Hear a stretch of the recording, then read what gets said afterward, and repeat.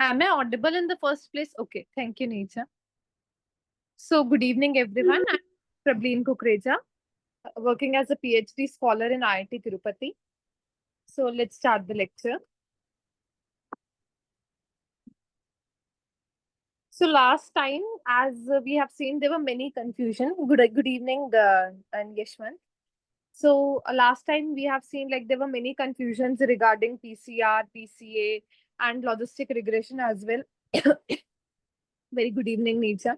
So, this time I don't want that confusions to be again held in this class. I'll try to be slow, very slow, as there were feedback in the last class that somewhat rush was there. I'll try that there is no rush, and I'll again start from logistic regression so that whatever, because I was in the impression that you guys are not getting that topic. So I'll again start from there only, from the logistic regression. And someone also suggested me, someone mailed me that we can have a cheat sheet type of that thing. But though I don't have that much of time to create a cheat sheet, you can do one thing. You can create for yourself and share it with me so that I can share with others also. Like everyone can share with me, or I'll put in the drive so that you all can see each other's cheat sheet type of thing, so that we all can learn from each other. It will be beneficial for everyone. Though I can do one thing, we can have a quick revision notes where we'll have not exactly formulas and all, but we can have how we are doing each, like linear regression, how we are doing logistic regression, how we are doing the shrinkage methods, how we are doing. Is it fine? Like, what's your feedback? Uh, can someone tell me like how to what you guys are thinking about this?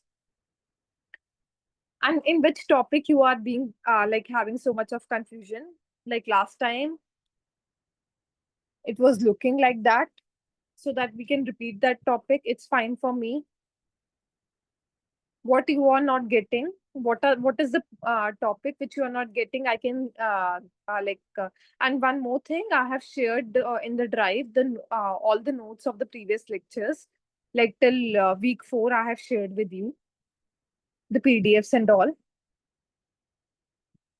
Should we proceed? Like any doubt? No, you can proceed. So, last time we were doing logistic regression. We started with logistic regression. Before that, once we'll have some revision notes so that everything should be clear. Though I'm not having that much of time, that's why I was not doing though. But still, let's have. We have done linear regression. Simple, I'll do that this thing, model thing. Linear regression, we have done. In linear regression, can someone explain me in short how we have done that linear regression? We try to draw a straight line through most of the through all the points, so that next when the testing result comes Yes. in.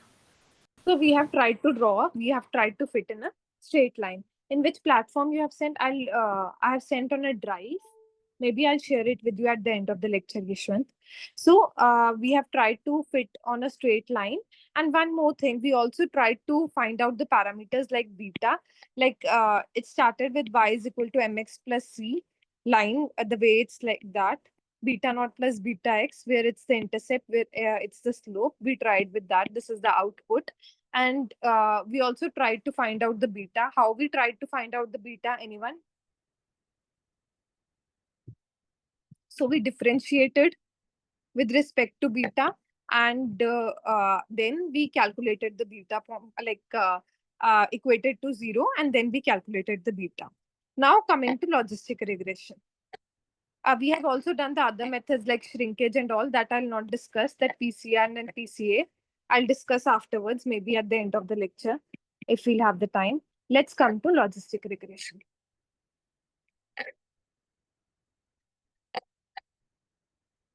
So we are doing linear classification. Like we learned that when we are doing the linear classification, simple linear classification, there are some problems when we are trying to fit on a line. Can someone tell me what are the issues which we are facing that we move towards logistic regression? We'll have a flow, like why we are doing proper, why we are doing logistic regression, why we are doing this more proper algorithm, like why we are doing LDA. We'll try to solve like this only. We'll try to find out the intuition and then we'll proceed. Yes, some can someone tell me why we move to logistic regression in the linear classification? Look, linear regression is for continuous values. Logistics is class wise, so it's Okay, okay, okay. Not regression. When we are trying to fit a simple line, actually we try have done that. There are problems like masking. What is masking?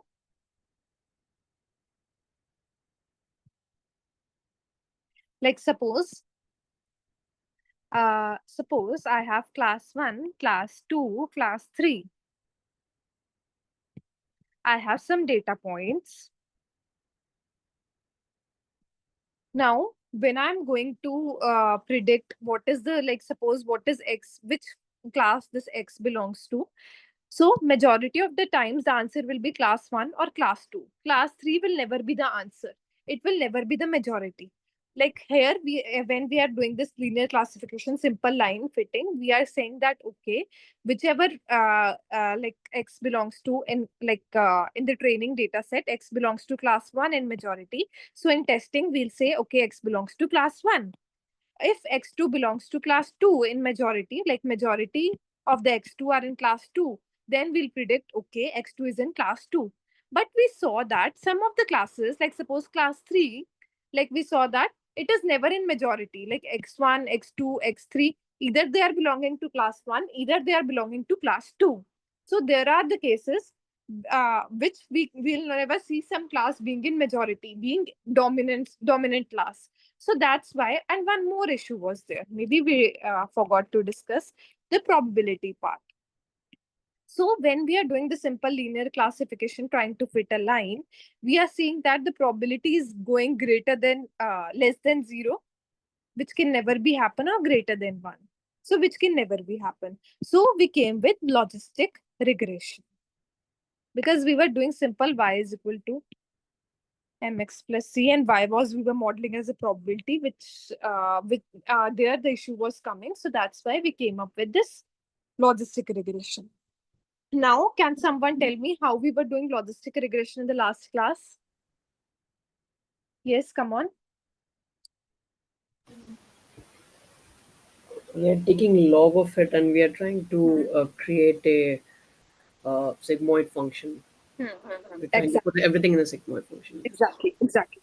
So, as I have told that in linear regression, it was very simple. We were differentiating how much is the rate of the change and then equating to 0. And then we were calculating the parameters.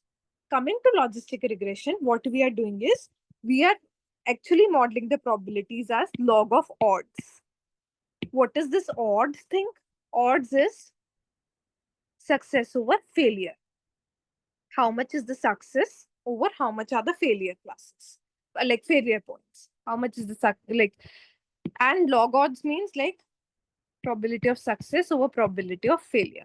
This is, and log odds means obviously log of probability of success over log of probability of failure. So we are trying to model like this. Clear till now?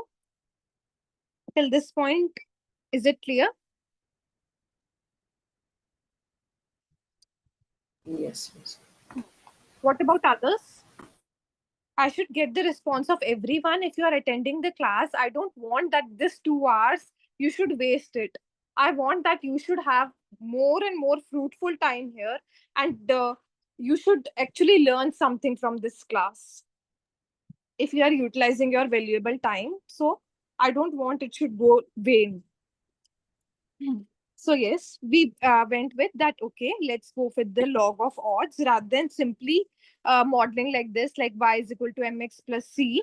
We have this. We are modeling the probability by log of odds. That is probability of success over probability of failure.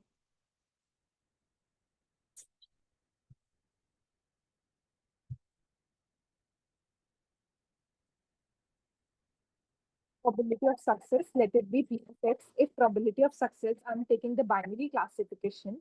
What is binary classification?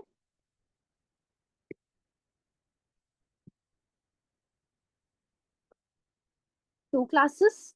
If I'm having the binary classification, if one is P of X, then the other is 1 minus P of X. And what I'm trying to do, G is which, like Y, rather than Y, I'm using the G, whether the output is 1 or whether the output is 0, because I'm using the same notation as professor. So if X is given, then what is the output, whether it's 1 or whether 0. Simple. Now,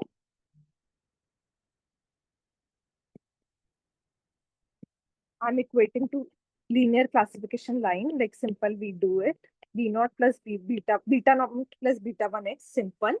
A line, equating log odds to that. Now, if I have to remove this log, I'll put the exponential there. I'm again doing it because there was a lot of confusion in the last class. Whoever has joined now. So I have put the exponential in that, removing the log here in the left hand side and putting the exponential there. I can do so. Taking 1 minus p of x to right hand side. There is no much confusion in the derivation, no tough math, simple. From left hand side, I'm taking this p of x, opening the brackets, e beta naught plus beta 1 x minus p of x into e beta naught plus beta 1 x. Simple. Taking this p of x to left hand side, taking common. This is plus when shifted to left hand side.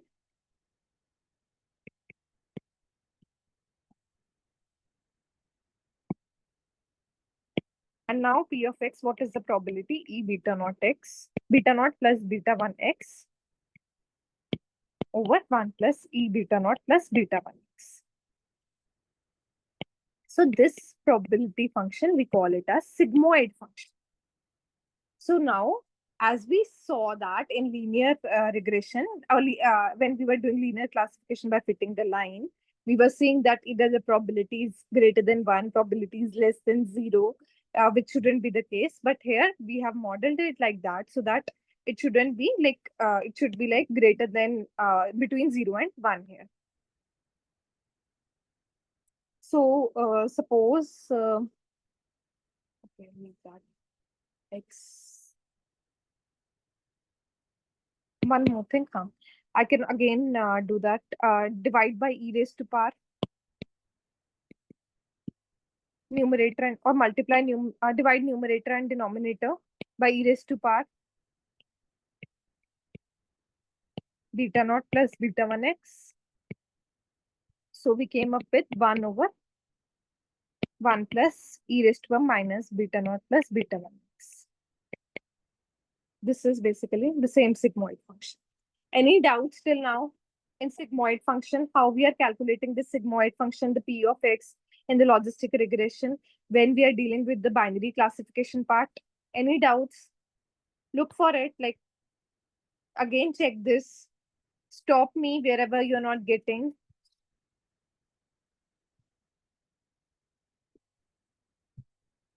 Why are you equating both? Which we are doing the linear classification, na?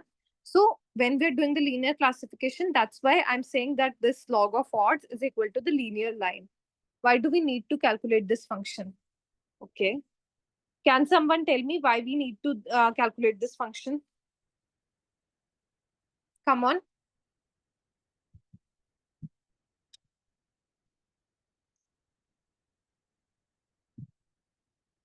Come on. We need to calculate the probability here. Like it will be the way I'll proceed, you'll get to know why we need to get this P of X. It is a hyperplane. Yes, exactly. It is a hyperplane only.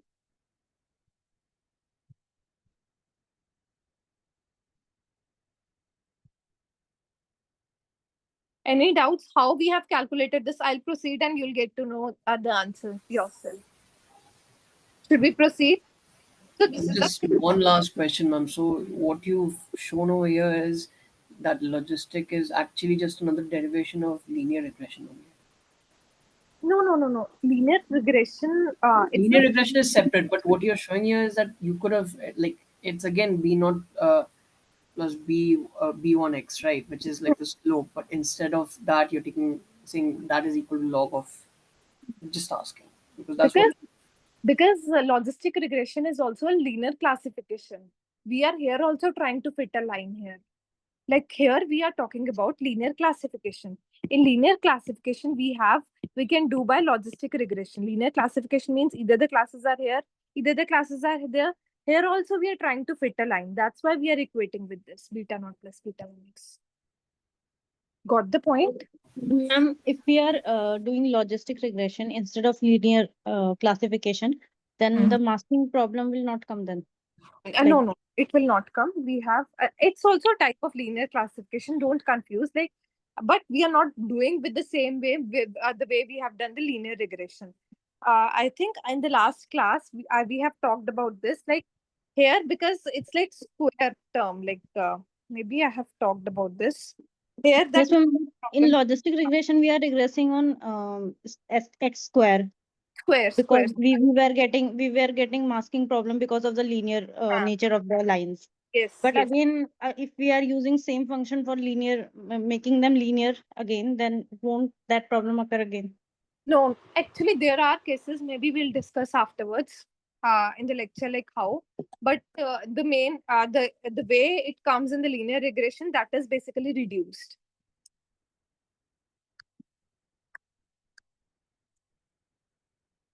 Any other doubts?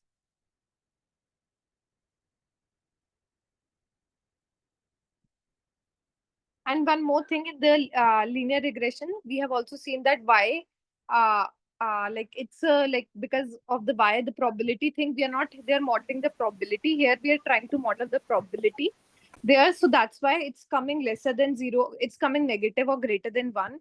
That shouldn't be the case. Beta naught and b1 should be in brackets, right?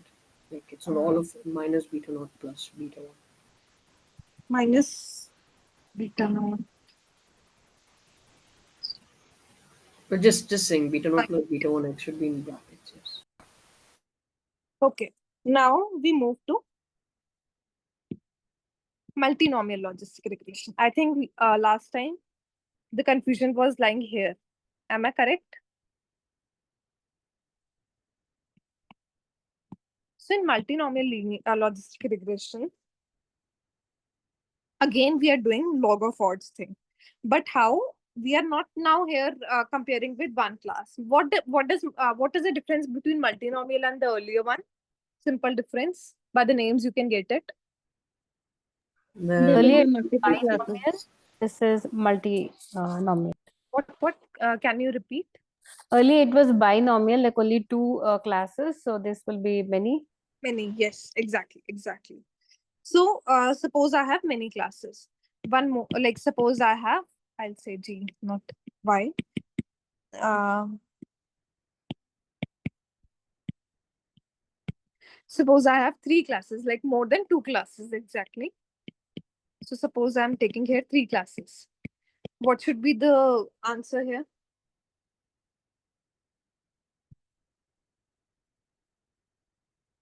More than one. Yes, more than three. Yes, what should be the answer? One. One. Why one? Sorry. Probability of Add. either getting one class is we will Hmm. get at least one class Huh. out of So, all. so basically, if I have three classes, the it should be one. Now, how we'll write the log of odds? Last time I was telling, but you guys were, I think, confused. How I'll write the log of odds? Like we did that in binary regression, that probability of success over probability of failure. What about log of probability of success over log of probability of failure? What about here?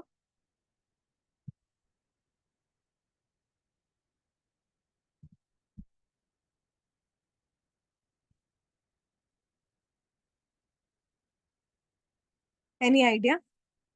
Can we do here also the same thing? Yes, Or ma'am. we can do like 1 minus and all. It will be like a very big equation. One way we can do is like picking up a reference class. Last time also we did, but I think I was fast or you guys were confused there. So PA, let it be the success class over, suppose this PC. The C classes, let us take it as a reference class. So what I'm trying to do is, I'm comparing all the classes with this reference class. This is what I'm like comparing. Okay, 1, 2 to K minus classes with the K class. Rather than doing PA 1 minus PB plus PC, if I'm doing success over failure, that would be PA 1 minus PB plus PC, PB over 1 minus PA plus PC. So rather than doing that, what I did is I pick up a reference class, I divided it with that class. So for every class, I'll check and divide with the K class. So this is the same thing which you'll get. So that is what here I'm trying to do. So taking the K classes and dividing with the K class, like capital K class.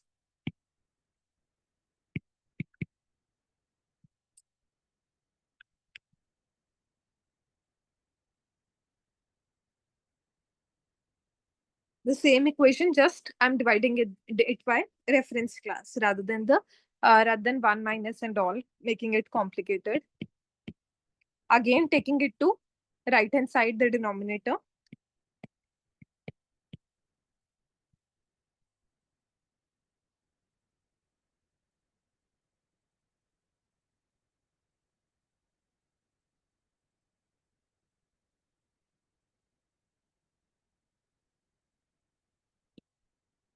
How I have written this?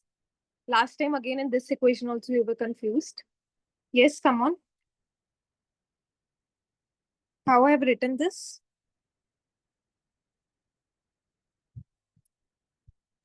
I don't know what you wrote above number Probability. two. Down, you're just trying to write that if it is a probability summation of all classes, probability is equal to 1. That I Same understood. But above let me one. pass it in. Same thing, this one only I have written.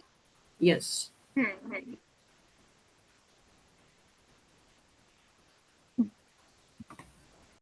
So now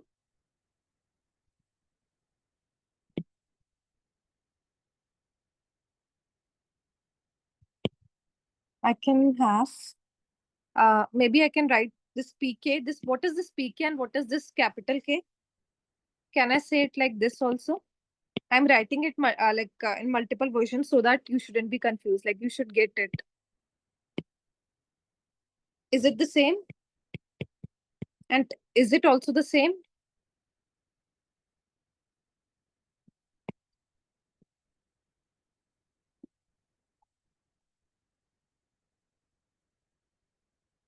This, what is this PK? This is like what is the probability if I'm given with the X and the value of G is equal to K. That is what PK refers to. And what is this?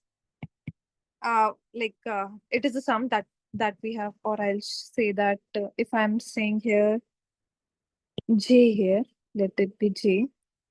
And okay, leave this.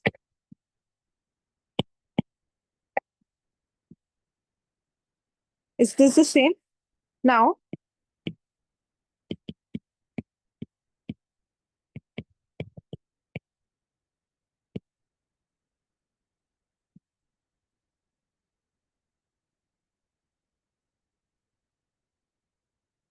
is it fine?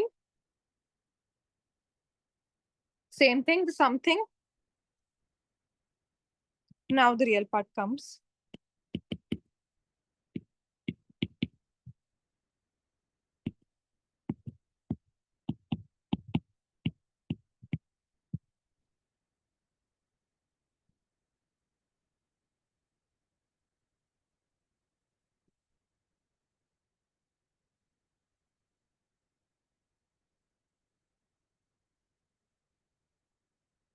Can someone tell me what I have written?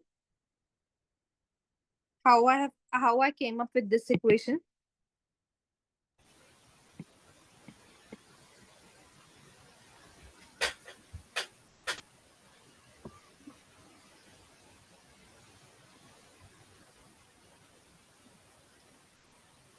From Taken, above, uh, you said that for each and every class, it's equal to the probability of the whole class into the exponent of the Hmm. line function. Hmm. Hmm. And after you've given that, you've said that summation of All of every class is equal to summation of all exponent into the total class plus that. this is I don't know how P of G equal to 1 to P of G equal to K minus 1 became that summation. That's the part I didn't get. Does G is equal to K refer to the reference class? yes. Why here it's not exponential? Okay, someone is asking, Yashwant is asking, ma'am, what is small k and capital K, how it differs? Can someone tell him? What is the small Small k and it is capital? like set of all the small k, like It's the last k class, not set of all k. Like 1, 2, 3. These are all k's I'm taking. I'm referring to k is equal to 1. These are all k's. This is still k, last class, k class. So this last class, I'm taking it as a reference class. And these classes, like 1, I'm referring it as k class. Like this is k class. And this last class is capital K class. Yes, ma'am. In second exponent, it's becoming 1. Can you explain? Are you able to unmute yourself in today's class, or still the same problem you are facing? Same. Oh, I don't know why. Hmm. So, exponent, it's basically 1. How can you tell the class? Like in the chat only? Maybe it's not possible. Hmm. So, in the chat only, or someone else, or you, he said very correctly that the exponent here is becoming 1. How we came up with this equation? I think Gaurav has told very clearly. Yes, it's e raised to power 0. How it's e raised to power 0, Mayank? So Gaurav has told very clearly that, okay, ma'am, it was like these are all equal to 1. Megha also told me that these are all equal to 1. So that's why we have just equated this equation like this e raised to power, this pk into exponential part, we have equated this. And okay, you were asking how this sum is there, Gaurav. So this sum is this sum. I understood, ma'am. At first, I thought capital K is the sum of all classes, but So now you said that it's the last class. Now I class, understood. class or reference class. And here we have e raised to power, but it is equal to e raised to power 0. That's why we are not putting it. Now, can someone tell me, like he has told it's e raised to power 0, how it's e raised to power 0?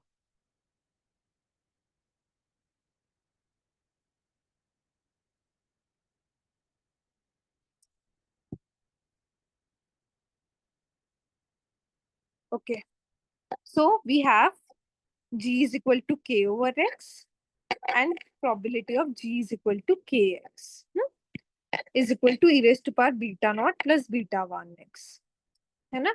And now this k is equal to, this k here is equal to k in the last case. And this is equal to 1. Correct? Sorry.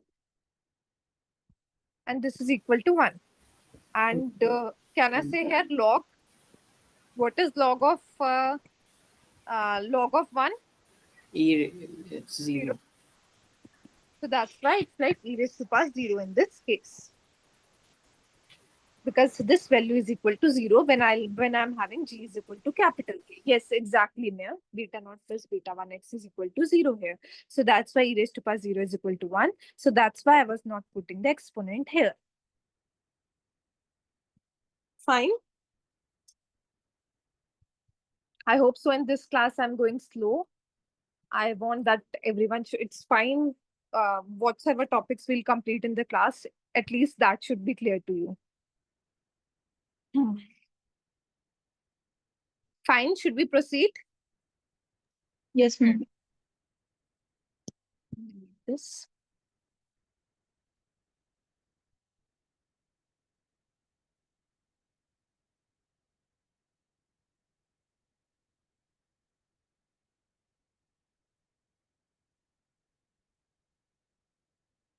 So now this is also pk of x. Only we are actually denoting this pk of x. Are you getting, like, we are denoting this pk of x? This is basically pg of equal, and if I'm writing this p small k of x, this is equal to p g is equal to small k given x. Okay. Now, can I take this pk of x as common? And here, because this is there, and here I can write it as 1 plus summation j is equal to 1 to k minus 1.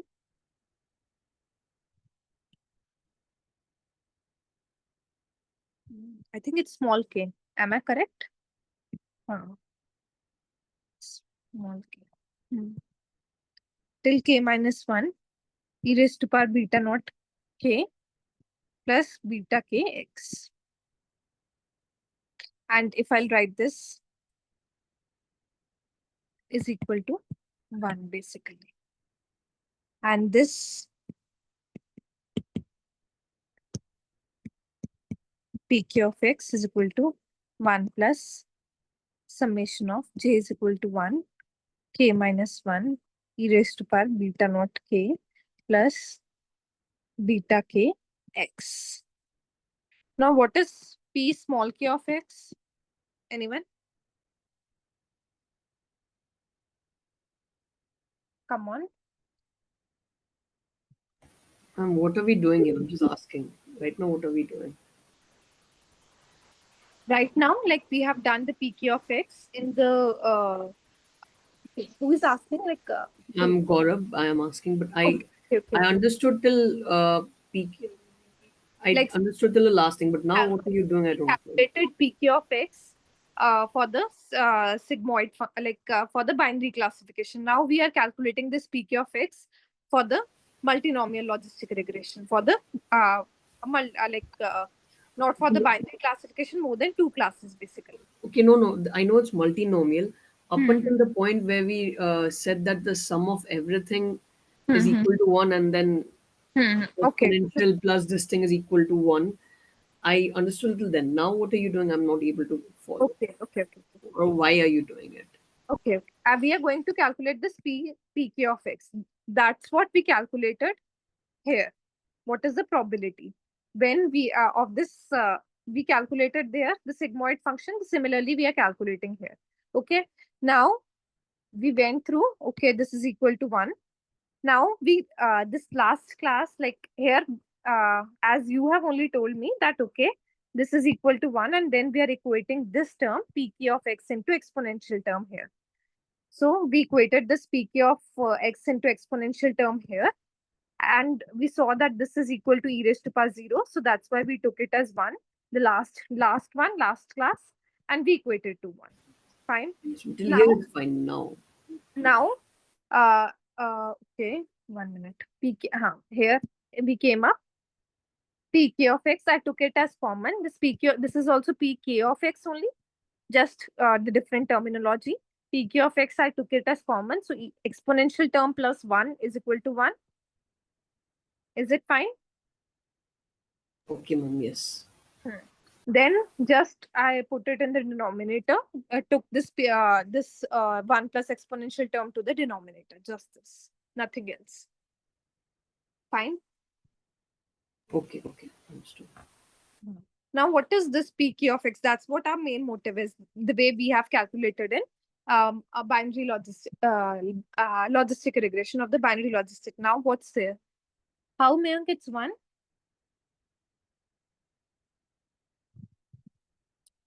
Yes, what you're writing here, Week3, it's on YouTube. Gaurav? Someone was direct messaging me. I just replied Okay. without realizing it was to everyone.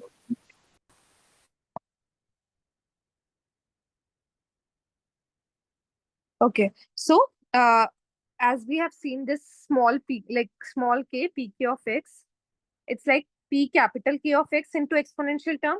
Again, I'll multiply it so that I'll get the P small k of x, that is e raised to power beta naught k plus beta kx over 1 plus summation of j is equal to 1 k minus 1 e raised to power beta naught k plus beta kx. This is what I think the professor has told you. But how we got this, I think it's necessary to know rather than just cramming this formula, how we got this. So this is basically, we call it as softmax function when we have more than 2 classes. So how we calculate this probability. Fine. Any doubts? Ask me.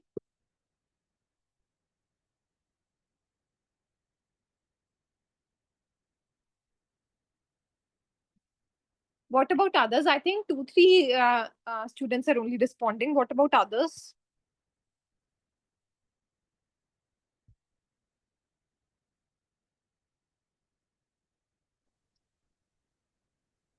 No doubt, ma'am.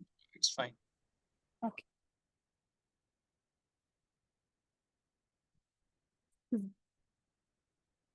So let's move ahead.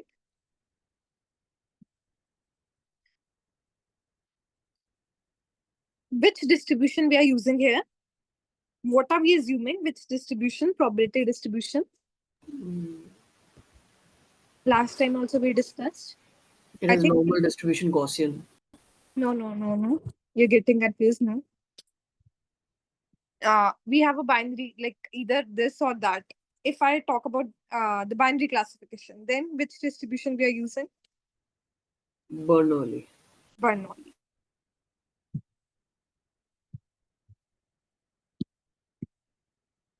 So suppose we are assuming there is a Bernoulli distribution. How we write the formula, like what is the PDF, probability distribution function? How we write the formula? Anyone? So what we are assuming that the target Y, whatever, or the target G, suppose it's following the Bernoulli distribution, which means that G is either 0 or G is either 1. So whenever there is a Bernoulli distribution, the probabilities are, I'll write here simply. Suppose G is equal to 1 given X I. Simple probability formula I'm writing.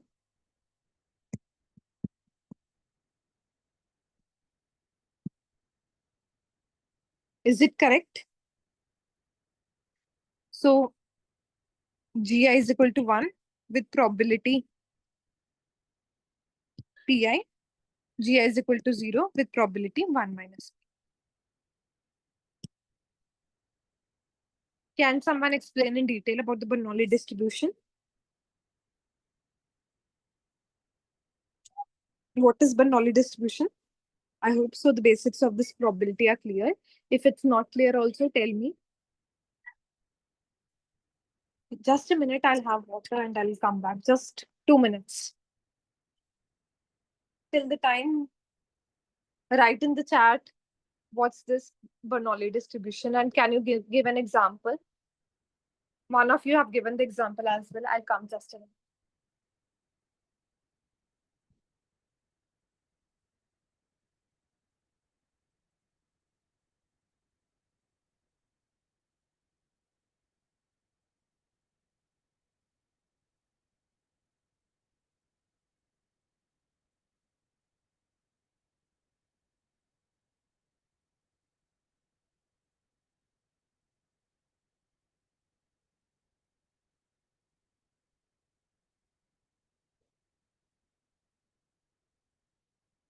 Yes. Toss of the coin, exam result being passed or failed. Exactly correct. So it's like exactly correct. The formula also is written correct. So if we have two, yes, exactly, Srinivas. So it's like either this or that. Then we use this Bernoulli distribution. Most common example is this coin tossing. Either you'll get the like heads or either you'll get the tails thing.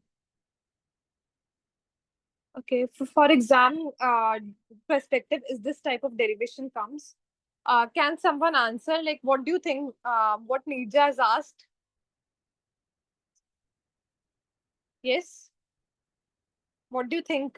Is this They won't ask us to derive it in a multiple choice question, but no, it's easier to remember what the formula is if you know how it's derived instead of memorizing it. think if it's not useful like as a derivation also, but in some or the other part you'll get obviously as you said that rather than cramming up the formula, you should know how these things are coming, because the professor himself is expecting that you know how you came up with this formula. As he has told in many classes, you can do this by yourself. So that's what I'm trying to help you with that.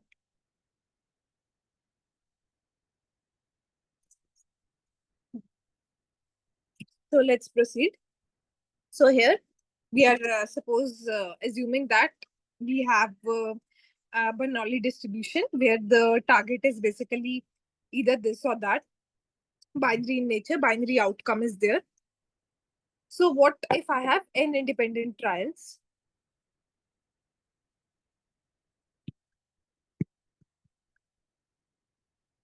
I'll write something like suppose okay, one more thing. Uh, I have to find what are the parameters which I have to find. Anyone? What are the parameters which I have to find? Just one probability of one of the outcomes, I guess. No, like linear Loss function. function. Okay, someone else.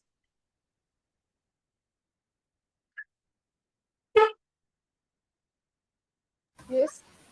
Parameters for what? Uh, okay. What are the what were the parameters you were trying to find in linear regression? What you were trying to find there? Slope and intercept. Okay. Beta, beta. What here we are trying to find? The same thing. Likelihood. So here we are terming it as likelihood data.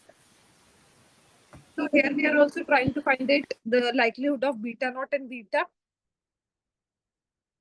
Can I say? Yes. Okay. And one more thing. Okay. First I'll write the formula. Then I'll come to how we have got this.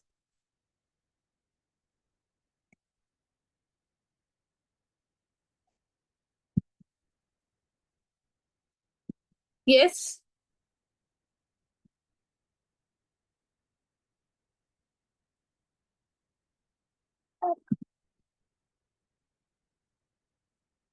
Yes, yes.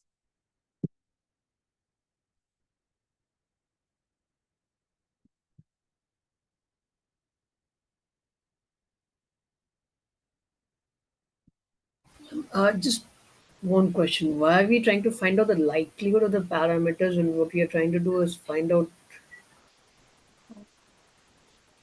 Okay. Why we are not trying to find out? Okay. Why we came up with the logistic regression for the probability. So that, For the straight line, yes. for the straight line.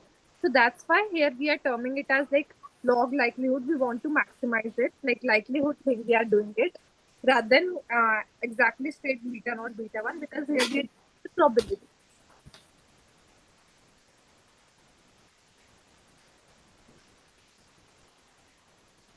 So what is the likelihood that it's in that class? So it's like because we are dealing with the probability, that's why I'm terming it like that.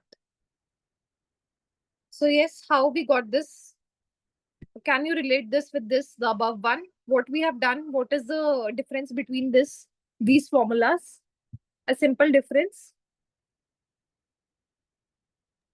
It's a summation of all the probabilities Is it sum? getting a outcome. Is it summation? Can someone tell me what is the symbol? Is it summation? Multiplication. Product. So why we are doing the product? So when we have the joint probabilities, like suppose I have y1, y2, yn, and x1, x2, xn, they are given to me and they are independent in nature. So I can directly write it as if I have n independent trials, like these are independent in nature. Like if I'll suppose if I'll toss one coin, it will be independent to the result if toss the second coin. So I can multiply the probabilities. That's what I'm trying to do here. So that's the formula we can do here. That like when we are taking here, what we are taking the likelihood of the whole data set.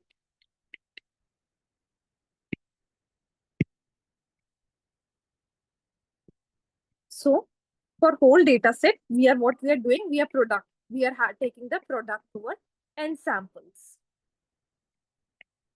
Why we are taking the product? Because as we know, they are independent in nature. So we can simply take the product of the all of them. That will be the whole likelihood for the whole data set rather than one single point. Clear? Clear? Should we proceed? Okay, okay. Oh, sorry. No product. Mayank, what you asking? No product? I didn't saw the chat before. Oh, he meant that it's not summation, it's product. Okay, okay, okay, okay. So fine. Should we proceed? So we are simply taking the product. This is the sum. Now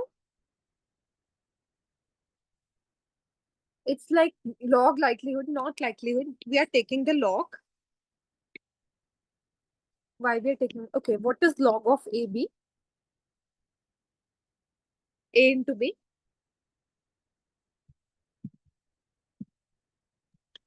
Log A plus log B. Log A plus log B. Exactly.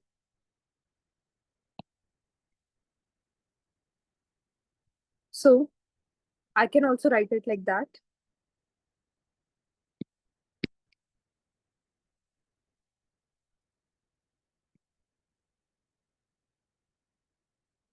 Wait a second. This was L beta naught. I have written log. I am denoting by small n. This is suppose log of n. And now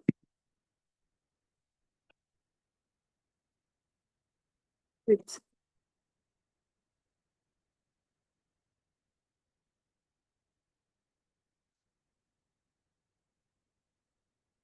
I can write this as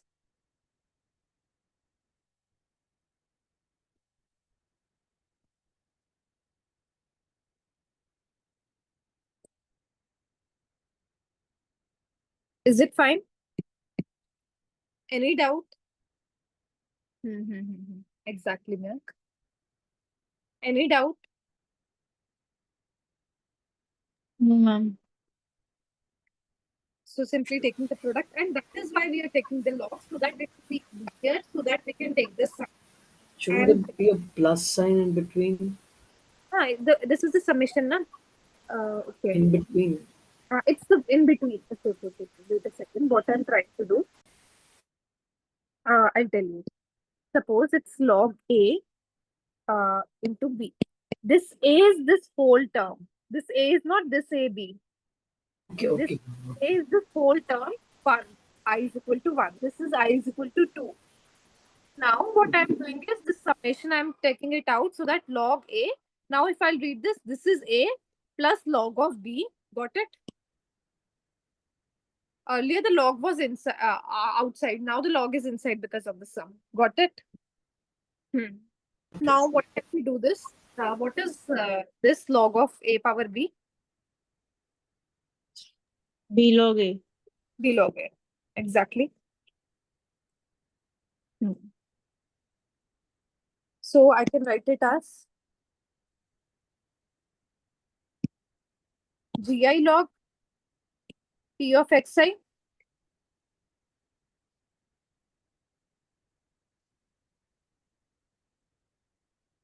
Wait a second.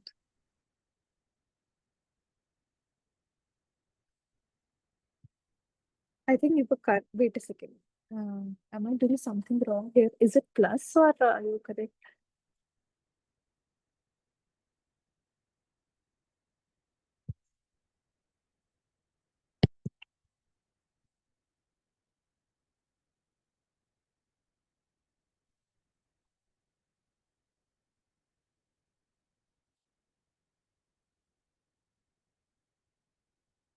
Okay, okay, okay.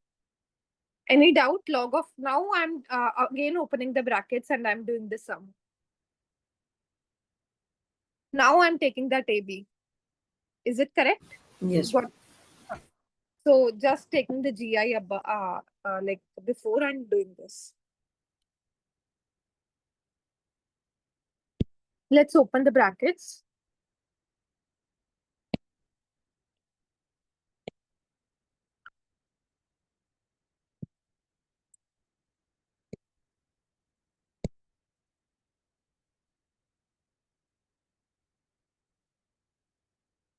It's a log of 1 minus P of xi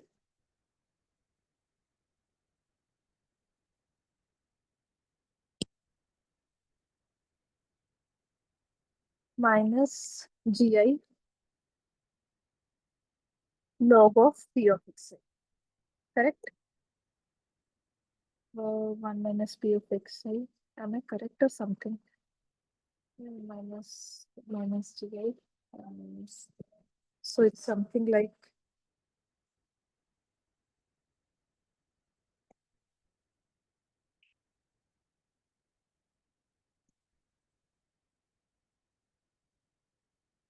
you guys are writing side by side or just looking?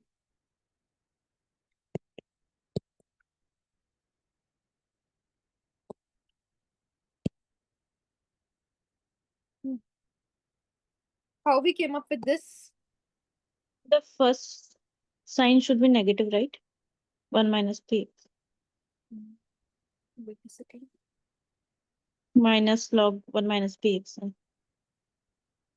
You're saying here? Yes, ma'am. Like in earlier, we multiplied it with 1 minus Gix. Okay, sorry. Positive. It will be positive. Sorry. So this is like log m minus n formula, which is log m by n. That's why it came here.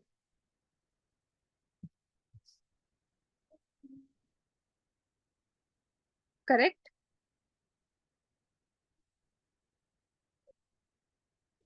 Is it correct? Yes. So just I have opened the bracket and applied this formula. We came up with this.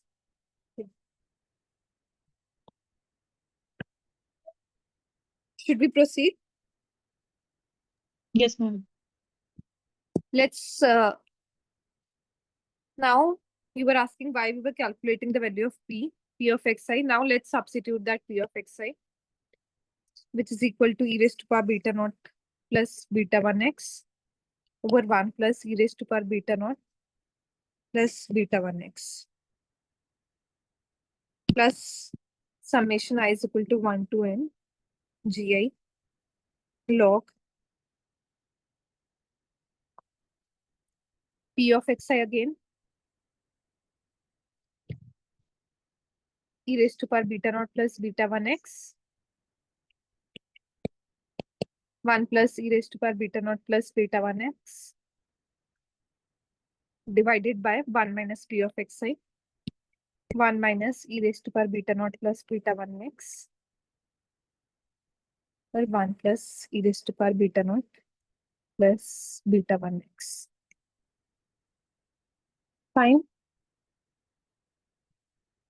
Just substituted the value of P of x here. That's it. Now, if I see this first term, if I'll take the LCM, what will be the this log of? If I'll take 1 plus e raised to power beta naught plus beta 1x minus e raised to power beta naught plus beta 1x, it will be 1 over 1 plus eta. Like I'll write it. Tell me, is it fine or not?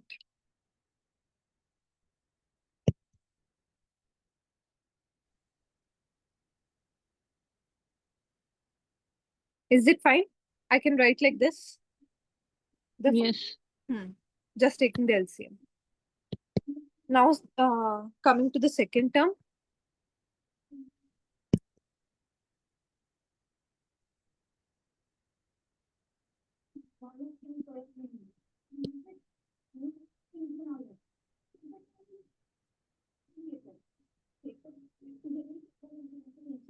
Again, taking the LCM, just showing you so that Whosoever is having the doubt in the first term can know.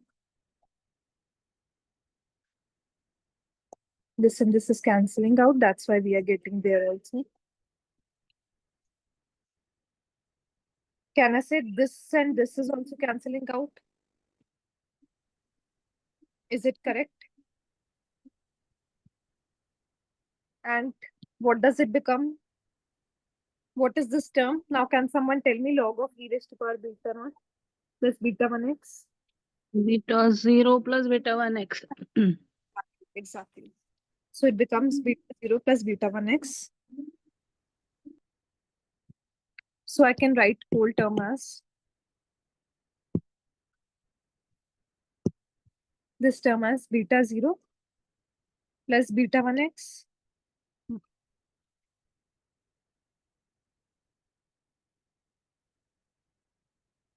Is there minus somewhere? Wait a second. Okay.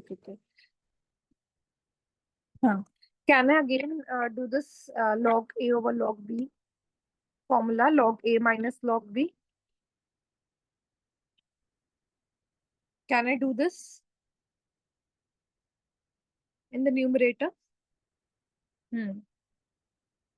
Yes. So log 1 is equal to 0. So I can say that minus log of 1 plus.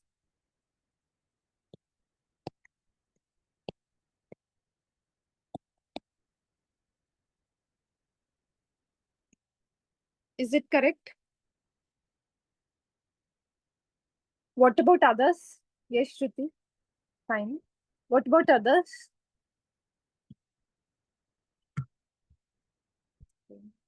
Mayank has also given thumbs up. Yashwant, okay.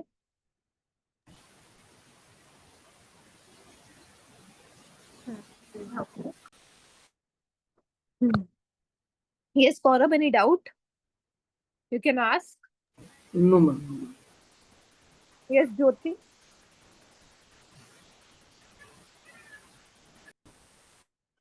I hope so. Till this, you all are fine.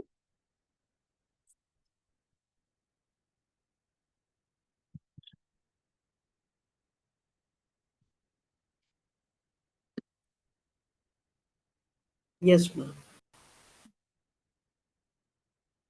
So what next? Anyone? Now what's the main motive?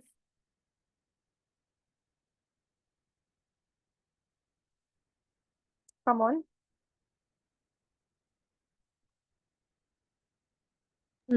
We can again do log A plus B like No. Okay. in Till this, second term. We differentiate now we to reduce the loss function, I guess. This is loss function, right? okay, we differentiate. Okay. Uh, but like okay, differentiation can we do here? Is it possible? Okay, let's do the differentiation as told by him. Okay, let's do it exactly the way we have done. Okay.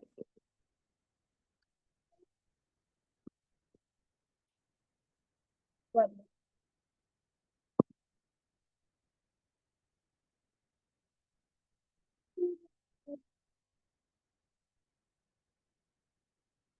So going with the beta 1. What is the answer? Sum is also there. Sum, let's obviously sum will be outside. What will be the derivative of with respect to beta 1? It will be x into differentiation of whatever GIS. Here into S. Simply. Is it clear? Yes. So here we are writing xij, just as this xij, it's nothing, just a notation. Like I is the, I'll write here, index of data point. I need to say from 1 to 9, which data point is there. And j is the feature. Just the differentiation is gi over x, just writing xij just for the, like when you'll see the notation, you shouldn't get confused.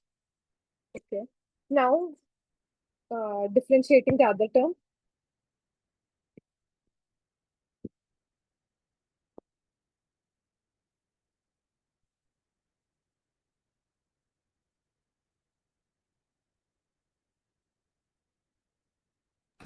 Ma'am, could we take log inside, make log 1 equal to 0 plus, and then it'll just be beta naught plus beta 1x? It'll just remain x in that case, right?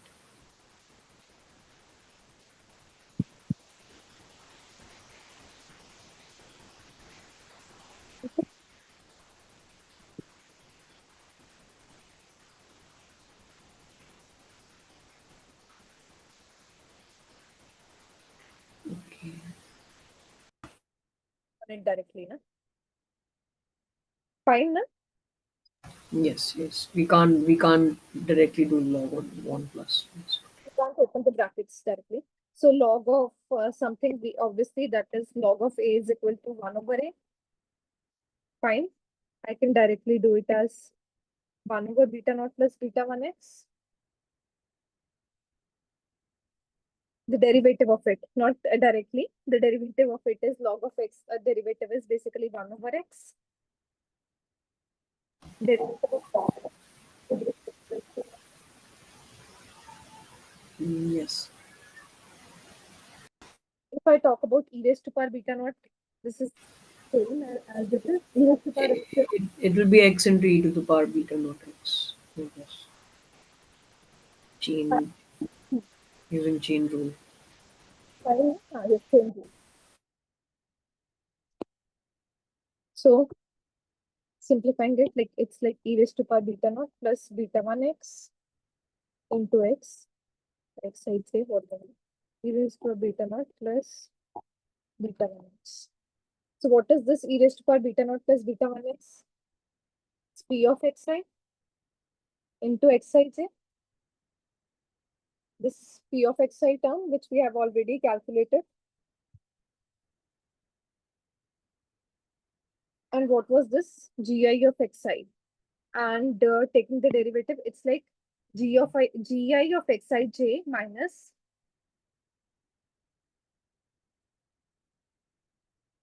write the sum term also. Got the sum term here. Yes.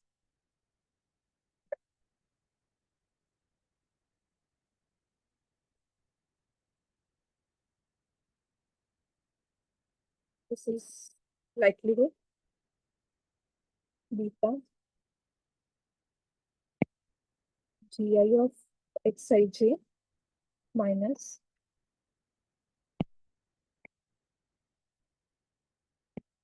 p of xi into xij.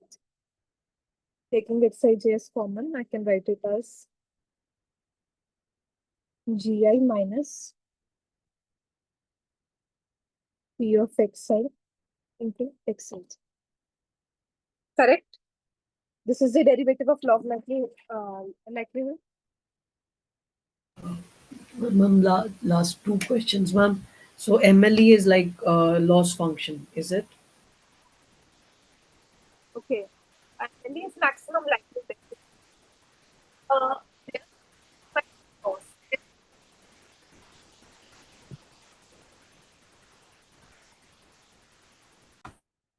That what we are doing here is that likelihood that the particular point is in that class.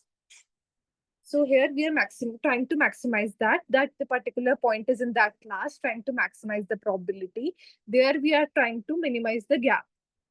That is the difference. Okay. And would you mind showing me where did we find P of X? I just missed it.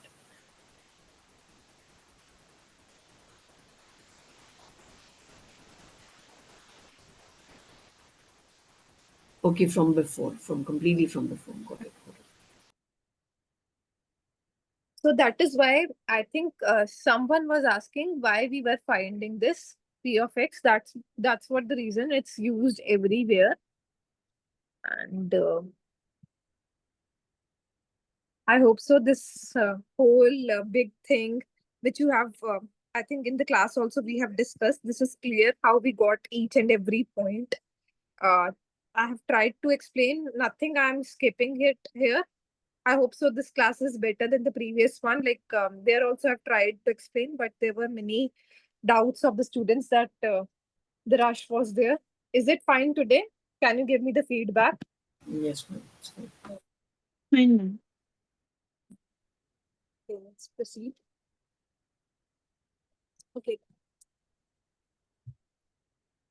Can we solve directly? Now to find the beta, can we solve directly? How to find the beta here? Like, okay, there in linear regression, what we were doing, we were calculating the derivative the same way we have done here. Just there, we were not doing of the log likelihood. We were directly doing the derivative of the loss function and all, like simply that. And here we are taking the log likelihood, so that because we are dealing here with the probabilities, and why we are taking the log, so that it should be easier for us for the calculations part. That's why, that's a simple reason for the taking the log here. And we are trying to calculate the beta the same way by taking the derivative and equating to 0 just of the log likelihood. Now, is it that simple?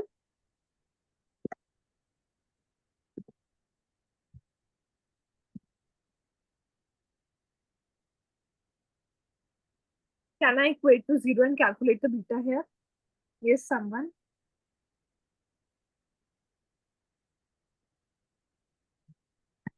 Yes, ma'am, proceed. Okay. So here, if I talk about taking simply the beta, like taking equating to 0 and calculating the beta, it's not possible. It's not that simple.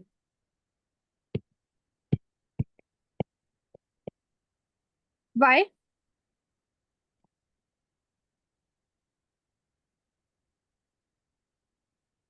Because it's if I talk about this p of x in the exponential term, it's like e raised to power beta naught plus beta one x. That is the exponential term. So simply, if I not in linear term, equating to 0 and calculating the beta x, that it's not done trivial. So that's why we are not solving by the normal algebraic form. We are solving by the Newton-Raphson method. That's all. Now again, I'll not go in detail because again there'll be so much of derivations and all and everything. I'll not go in detail in the non like what is Newton-Raphson and all. I'll just write the formula and we'll try to proceed. So because non-linearity was there, it was not linear function like simply beta x and all. So that's why. Can you repeat again? Your voice is break now. You have not. Okay. So Yashwant, what I'm saying is like in linear regression, taking the derivative and setting it to 0, obviously it's not that simple. Like in linear regression, here I can't take it because the beta here, as you can see, the p of xi, the beta here is in the exponential term. I can't equate to 0 and calculate the beta here. It's not feasible for me because it's non-linearity in nature. I'll say here, I'll write here, it's non-linear in nature. I cannot isolate the beta, I'll say in other words, by algebra. So that's why we came up with an iterative method that is a Newton-Raphson method, so that I can get the what is basically the beta here. So how it works, it's like a simple iterative method. Again, I'll say I'll not go in detail, just I'll write the formula. It's for guessing for beta, mu.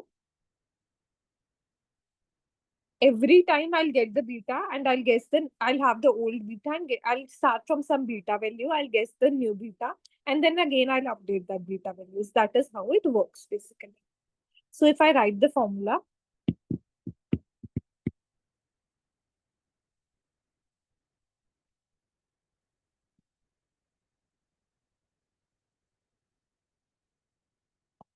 I'll write it. You guys will explain me.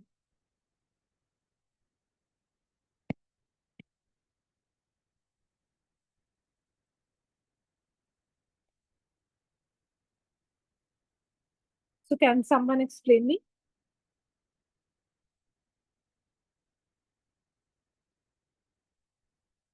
What is the formula? Beta mu is equal to, yes, can someone read it at least? Yes, come on. We take the old beta and we do a double differentiation of beta old. No, we take the we take the beta old and we minus it with the uh, Double UES differentiation. MLA divide by double differentiation because you can inverse over there, I think. Okay, Mayank, where is the doubt? Can you ask me like what you are having the doubt? An upper message. Okay, upper message in numerator and derivative.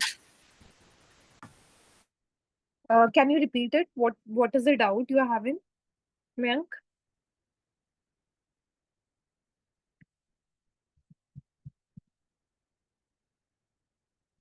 In second term derivative. I haven't taken second term derivative. Okay, second term derivative. Okay, not second order. Okay, this one log 1 plus e raised to power beta naught plus beta 1x. This one. Prachi, please mute yourself if you're not. So what we are doing here, okay, let's again, if someone is having doubt, let's proceed. Let's again try to clear it. So log of x, if I take it's like a chain rule, okay? Log of x, what is the derivative of log of x? 1 over x. Fine. Now, derivative of 1 plus e raised to power x is e raised to power x only, and this 1 is equal to 0. So I'm writing this e raised to power beta naught plus beta 1x. Now, again, the derivative with respect to beta. So it's like only x term. Fine. Fine till now. This chain rule is fine. Now, how do we select the parameters like beta, beta naught to logistic regression? I'll come to you. I'll come to your doubt. First, Mayank, is it fine?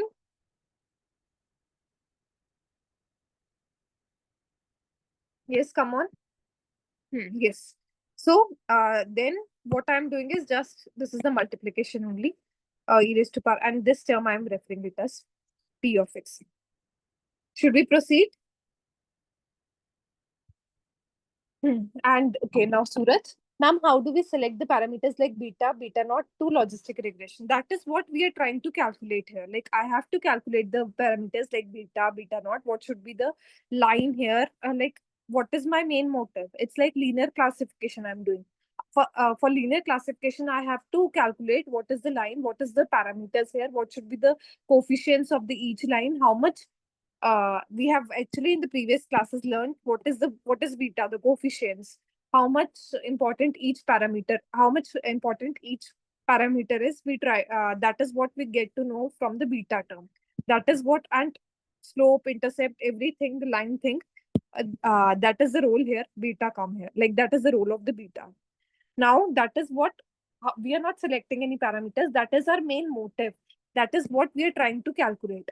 If you are saying about beta old, we are taking any arbitrary value of beta old, because that's like, okay, take any arbitrary value and then calculate the updated one. Fine, Suraj? Okay. Now it's like beta old minus inverse of Hessian into, oh, sorry. I have written it incorrectly. It's like delta L. I have written L only. Into derivative of beta old. Great. So what is Hessian? Anyone? Come on. Come on.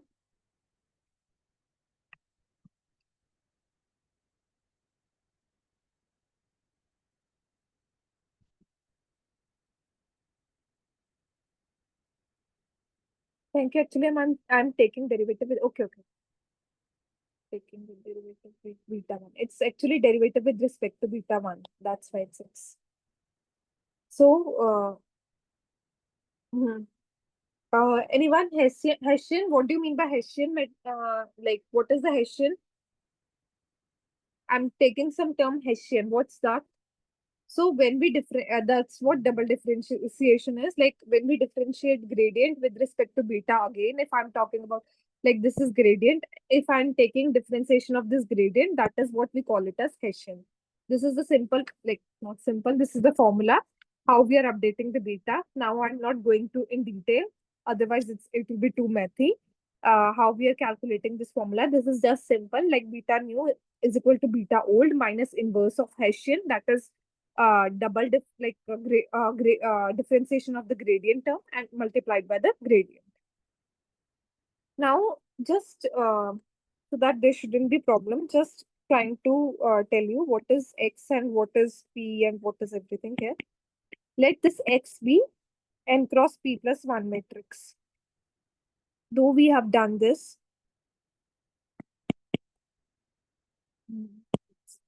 we have done this design, this X and all. Again, I'm trying to do the data matrix, the whole data matrix, like how we are doing. What is this? Can someone explain this whole, how I have written?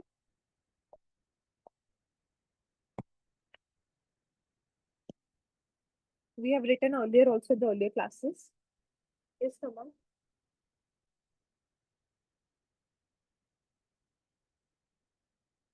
Come on, come on.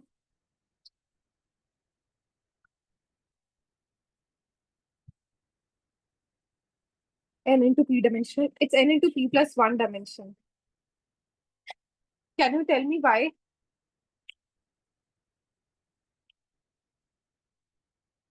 Why that first column is 1?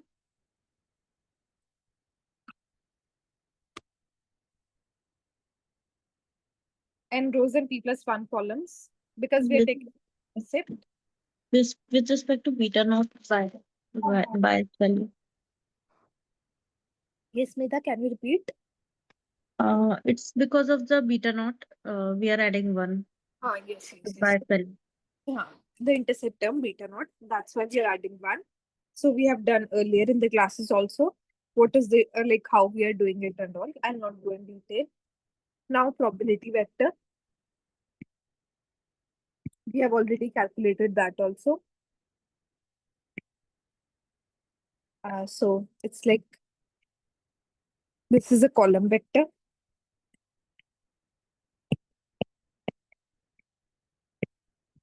Okay. Now gradient. Let's calculate the gradient of the likelihood.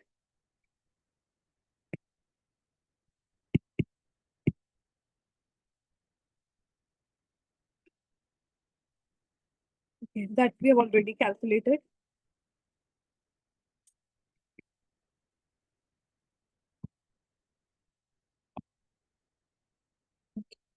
If I talk about the matrix notation, I can write it as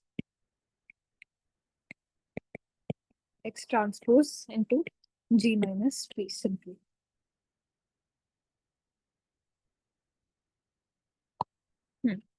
Now Hessian.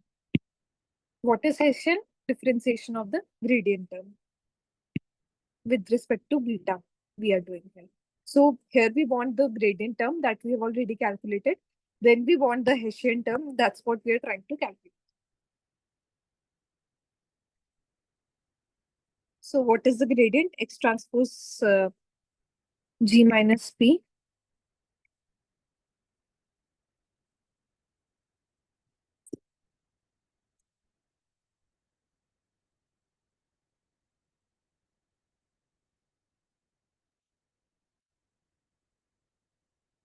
Is it correct? Can someone tell me?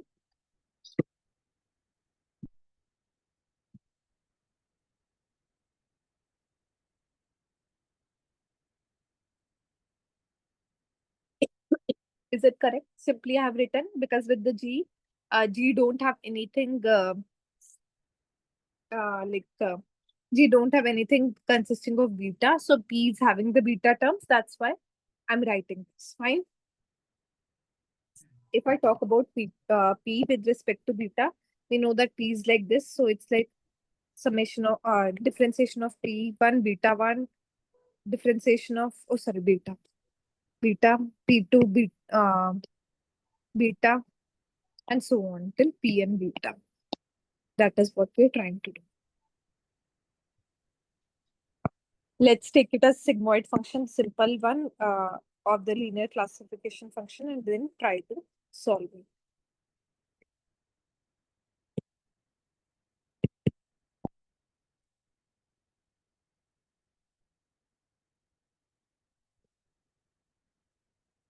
Fine till now, na?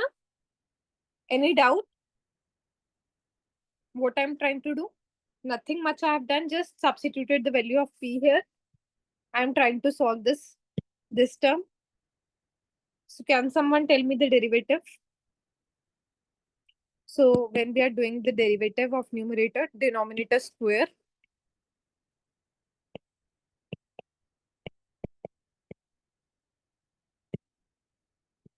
Okay.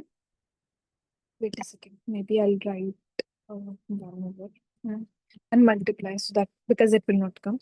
So denominator square.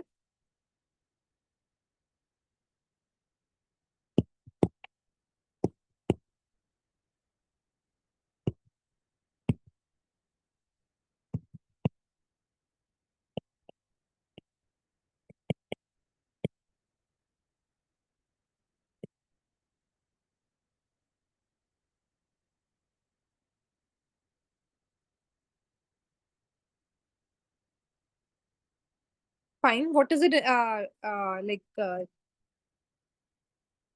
Differentiation of this term. Come on. Can someone tell me? Come on, come on. Simple differentiation I'm asking. Yes.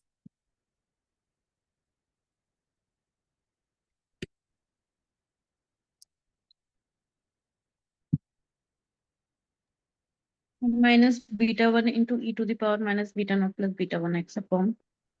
Sorry. Again, can you repeat?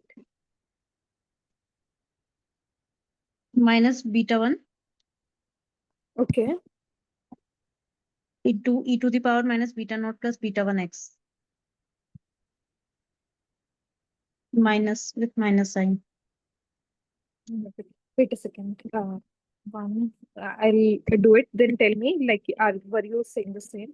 I'm taking the same difference. E raised to power x means e raised to power x. Then taking the differentiation of it, that is minus x. Were you asking Minus beta 1. Minus beta 1. why minus beta 1? We are differentiating with the respect of Sorry. With respect to x. Sorry. what I was With confused. Like, respect to beta. Yeah. That's sorry. It's my mistake. yes, ma'am, you are correct. You're also correct. Got confused. Huh? So over 1 plus e raised to power minus beta naught plus beta 1 x square. Fine.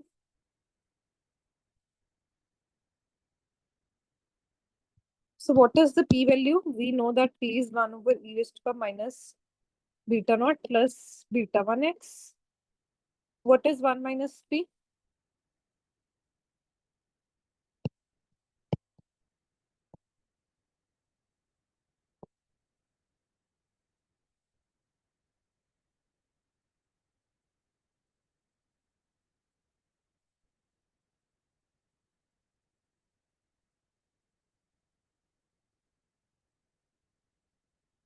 This is 1 minus p. So this is e raised to minus beta. I can write it as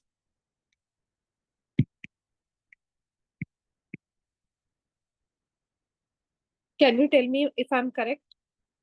Can I write this term as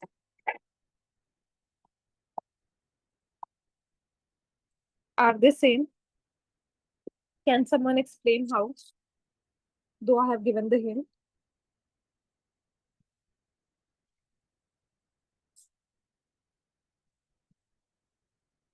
Come on.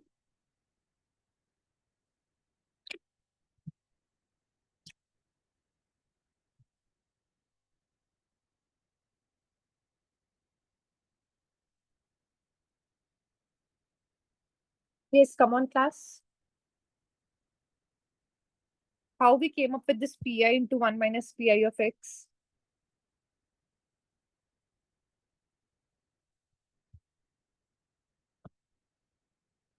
Come on, come on.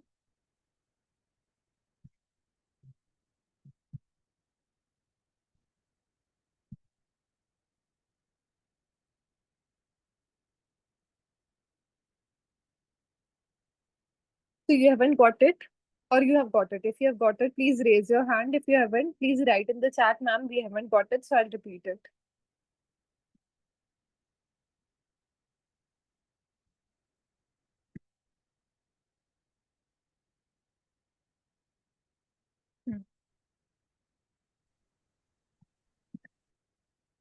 Got it. Okay, Yashwant has got it. What about others?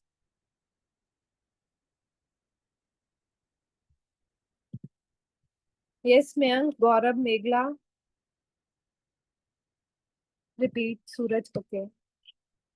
Okay, I'll repeat. From which point, okay, what we did, we took the derivative. I hope so. This is clear. We got the derivative this. Now, what I'm saying is that 1 p is equal to 1 over this term, 1 over 1 plus exponential term is basically p. So, 1 minus p is e raised to power. This term is e over 1 plus e is basically 1 minus. So, when I'll multiply this, I'll actually get this term into, obviously this x is extra, into x. Fine? Fine? Should we proceed? Suraj, you got it?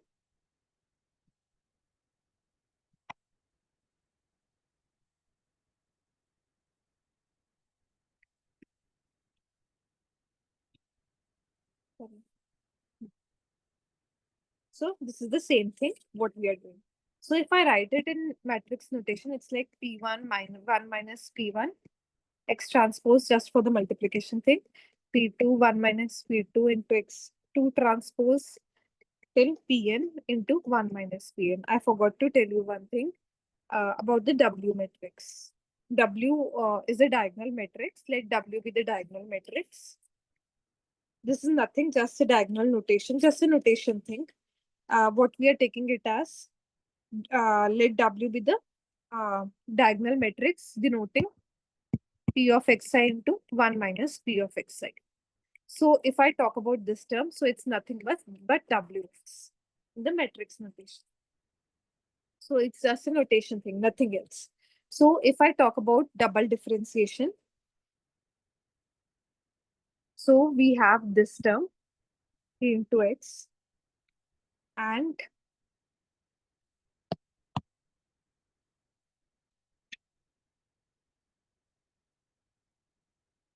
missing something. Okay, I thought okay. Now minus x transpose is also there. No? So minus x transpose Wx.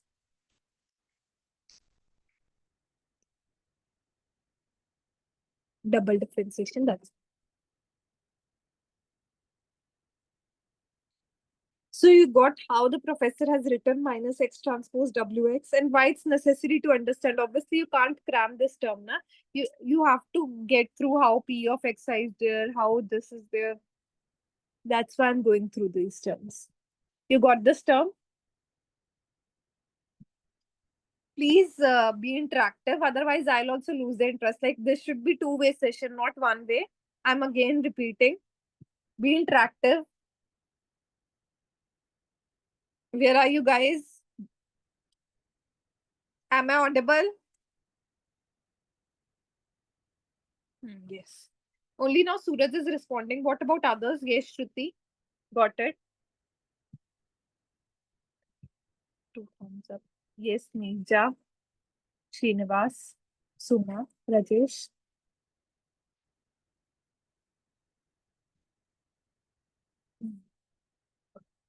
So let's proceed. Now I have all the terms. Let's substitute it.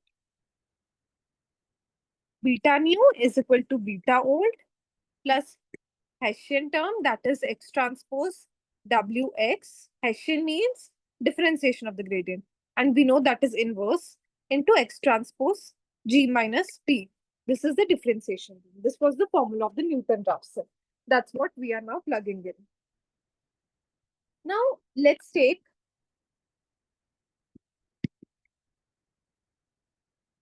x transpose Wx inverse as common term.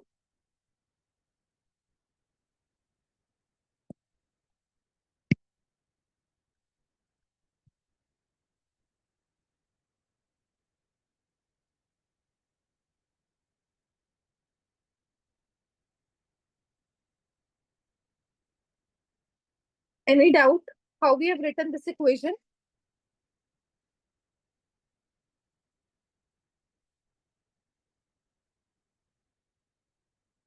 How we have written this equation? I have taken x transpose Wx inverse as common and just, sorry for the disturbance, and just multiplied X transpose WX with the beta old, because that will be equal to 1. And then obviously taking it common, this term is basically left. Fine. Yes, ma'am.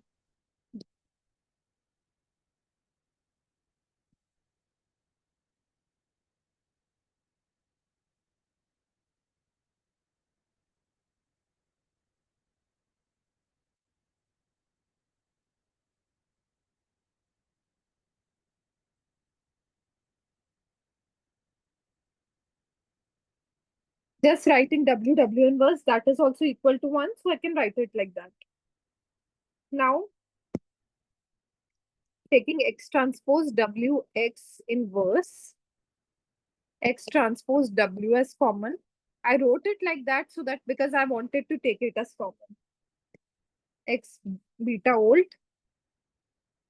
plus W inverse G minus P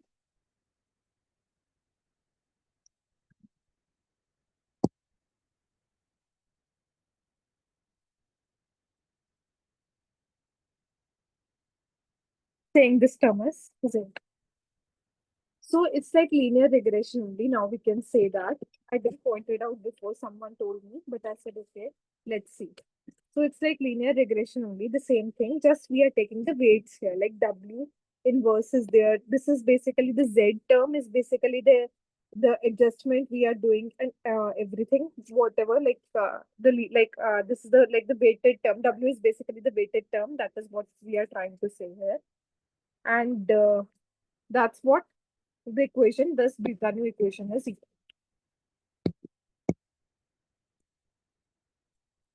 I'll not go in much detail. This is what we got to. Fine.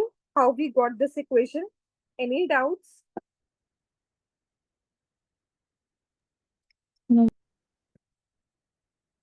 So this whole logistic regression, now this topic is covered.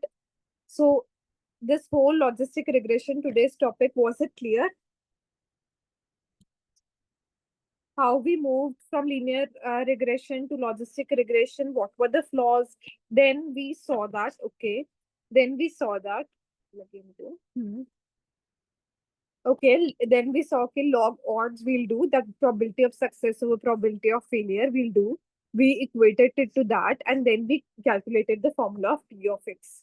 That we call it a simple sigmoid function. Then we went to the multinomial logistic regression. So instead of doing probability of success or probability of failure, we took it a reference class and solved that log of P over like log of K. The last class, suppose we are taking it as the reference class, and then we solved the whole equation, and then we again calculated this pk of x.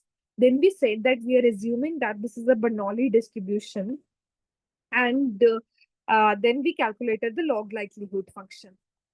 And as we are always doing, we are minimizing the loss function. Here we are maximizing the log likelihood function. So we took the derivative of that, and we saw that, okay, because the beta is not linear in function, so that's why I cannot calculate the beta. That's why I went with the Newton-Raphson an iterative method. This is how we can solve it. And then we got a generic term of this beta. Fine. Yes, Fine. ma'am. What about others? Please give thumbs up if you have understood, everyone, so that I should know.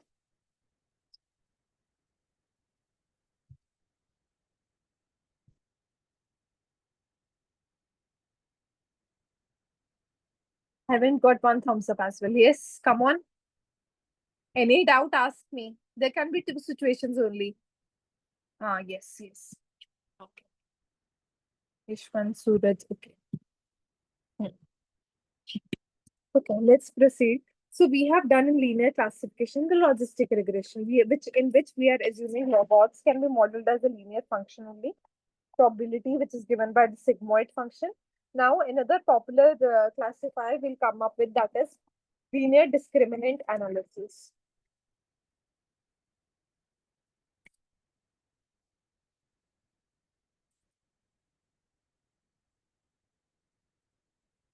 LDA.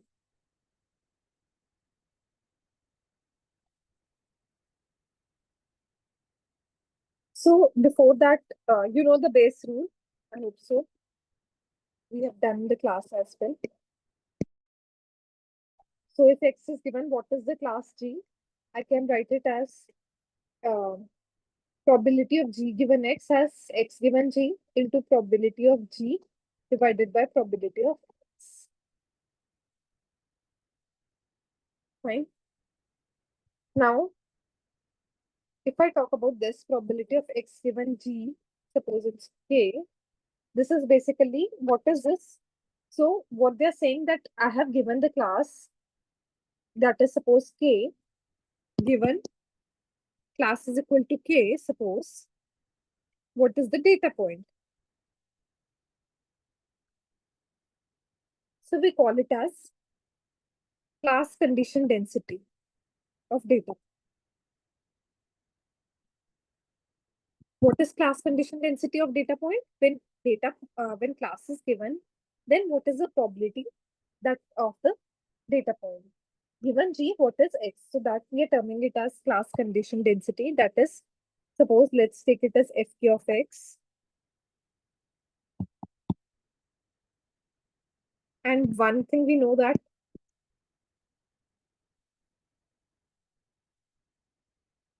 okay, I'm not from this. Now, if I say that probability of G is equal to K,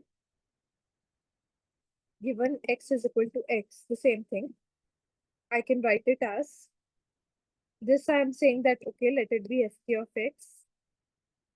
This is probability of G. Probability of G means what is the probability of all the classes? What is the probability of the class, like class 1, class 2, class 3? So let it be pi k. I'll write something. Please tell me what I have written. Hope so I'm not rushing. Again, I'll come to that. Okay. Now, can someone explain what I have told about this thing, this equation? Can someone tell me this formula, what I have written, and what is denominator, what is numerator? Can someone tell me how I have come to the denominator value?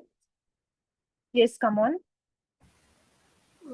Probability of one class is equal to the total number of items from that class divided by total number of items.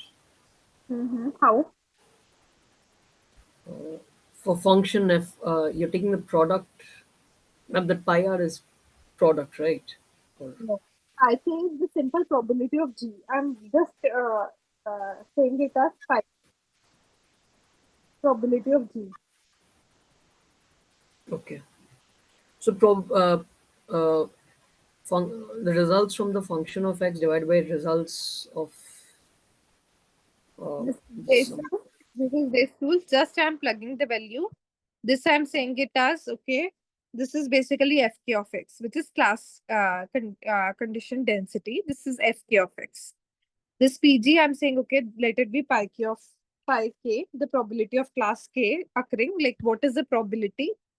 Like G is equal to K. So that's why I'm saying that P of probability G is equal to K. So that's why I'm writing it as pi K. Now, coming to the denominator term, maybe we have also done before total probability formula.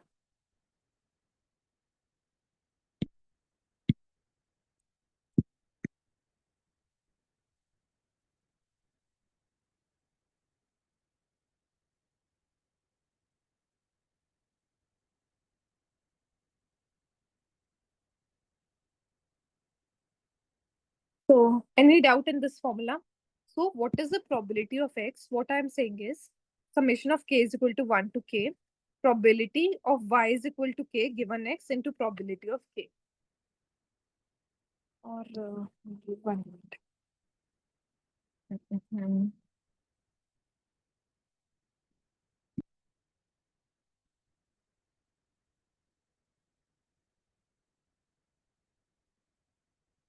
The- So this is the total probability formula. Maybe I have derived in first or second class only.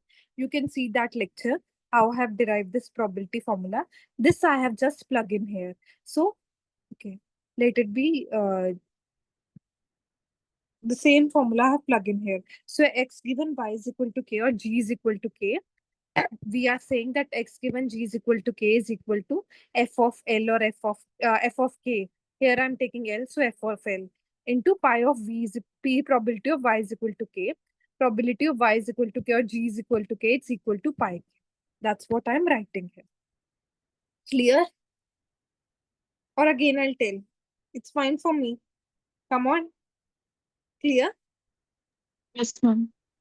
Ma'am, denominator is the uh, log likelihood, the one we are going to maximize it. I'm not coming to that, don't worry. I'll come in all these things, the log likelihood. I'm just writing the base formula in which I'm just plugging in the terms by the total probability formula. Okay. Now there are the assumptions like here, as you can see in logistic regression, we took the assumption that okay, let it be that our target function is Bernoulli in nature. We are having the Bernoulli distribution. So here also we have assumption that our fk basically is Gaussian in nature.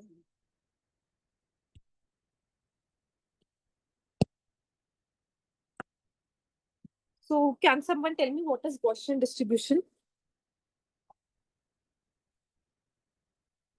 What is fk's Gaussian? Like, can someone tell me? That means it's Where like mean equals to 0, I think. Okay. What about others? No, no. Always in Gaussian, mean is not equal to 0. Mostly, as you are saying, mean equal to 0. Mostly, sometimes we are taking the assumption in Gaussian that mean is equal to 0. But what is Gaussian distribution? normal distribution. Normal distribution. Can you explain? Like everything will come in a bell curve where the what do you say, the values in the middle are always going to be higher, and then the more extreme values will have very less likelihood of coming, or it will not come. There are few extreme values, and the anything around the mean is the main value, and it will keep coming a lot more often. Exactly, exactly. So what we are saying that the data that is mostly centered around the mean, and like suppose if I say that the mean is 170, like I'm taking the height of the students and the mean is suppose 170 centimeter. So what I'm saying is that most of the people are having the height this. Most of the people, when we'll see that they are having the height this, some may be taller or some may be shorter. That is basically the variance here. But the data is mostly around the mean with some of the spread, with some of the variance. That is basically the Gaussian distribution that he has said. I'll not go to the other assumption like mixture model, non-parametric. Whenever they'll come, like naive they say, whenever that will come in our future classes, we'll discuss that. I'll just stick to this Gaussian distribution. Now the formula.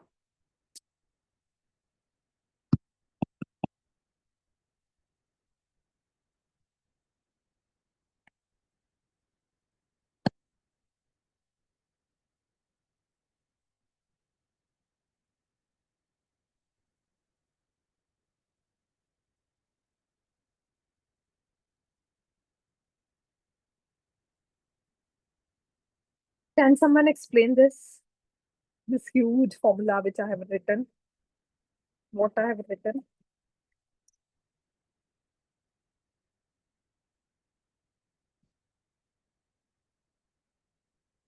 Can someone try at least? Okay. What is this term? Let's try to figure it out. This is the Gaussian formula, what I have written. Let's try to figure it out. I have written in the exponential term, something like. So this is basically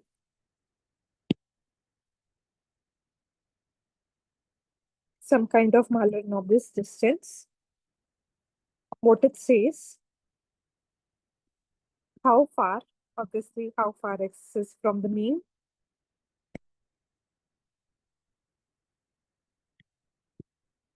Taking correlation into account because it's covariance. First of all, okay. First of all, like more try to dissect it more. Like x is basically data point, we know. Mu is basically the mean vector. The sigma is basically the covariance matrix.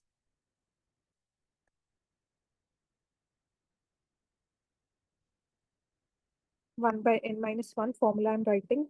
I have also mentioned in the previous class, x minus x bar.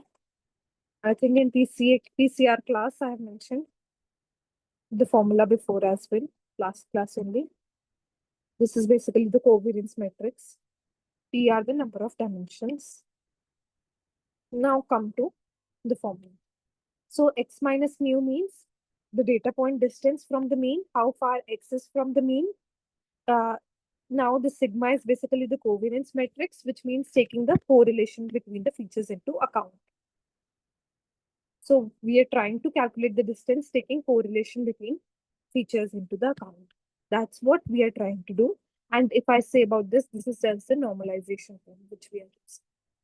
So this is basically the Gaussian matrix, like trying to find out how far it's basically from the mean. I think professor has by mistakenly written, maybe when you are looking at the lecture, watching the lectures, he has written here 1 by p. It's not 1 by p, it's p by 2. There's a mistake in the lecture. Got it? Should we proceed? Okay, Suraj, sorry, ma'am, like bell-shaped curve. Yes, exactly.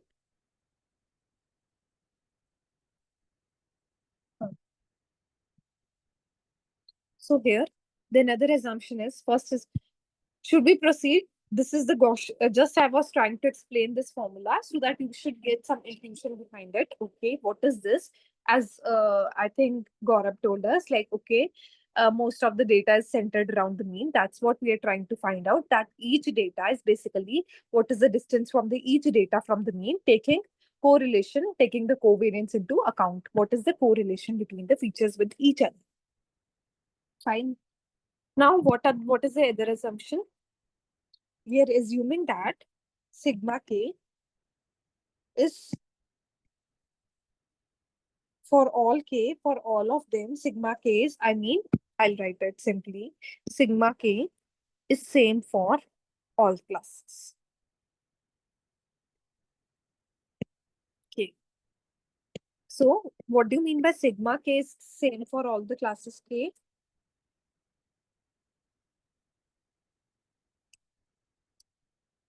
So suppose, I think this professor has also told very clearly. He has also explained very good. So what I'm saying is, we have in normal distribution, one is the mean thing, one is the variance thing. That's what we have in what are the parameters in the normal distribution involved. So mu1, mu2, I'm taking two curves. Now what I'm saying is this mean can be different, but this sigma, this variance, this width, this will be the same. So, or in other words, I can say if I have this type of data points, this type of sphere, sphere, same width I'll have, just it will be shifted away. Like just it will be, the mean will be different. From here to here, it will be shifted away. Shifts the Gaussian, but the shape remain the same. I'll not say one class is having the shape like this and the other class is having like this. No, because the variance is the same, because the scattering of the data points is the same, so that's why the shape is same. Though the shift is there, the shift is there because of the mean. Understood? Clear? Any doubt? Yes, come on. Any doubt?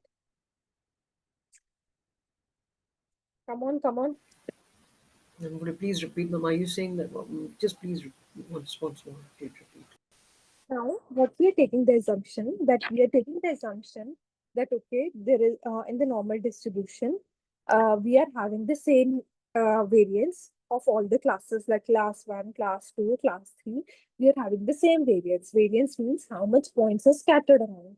How spread they are around. Are they intact with each other? How they are spread?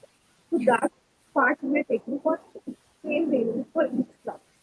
Like same width here with the bell shape for each class. But the mean is different here. What we are saying, mu1 is, there can be mu1, something else, mu2, something else for the class. That is what the assumption we are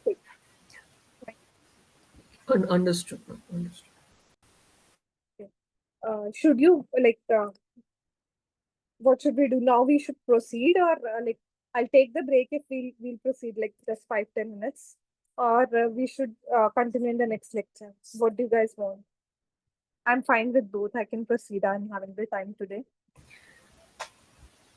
Or not towards like come on. Ma'am, don't mind, ma'am. I know what LDA is trying to do. I just don't know how you'd write it in a formula. What you'd have is you'd have a scatter point in a flat surface. On all you're trying to do is move the means of two classes away while making sure that within the class the means are less, right? Okay, you're asking about the formula. It's just the derivation where at least I am lost. Otherwise, from at least external sources, ma'am, I understand what they're trying to do in LDA. Just when you put it on maths, then I'm lost. Okay. Okay.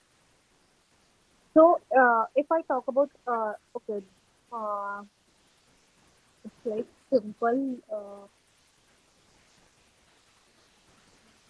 This is like what I'm talking about.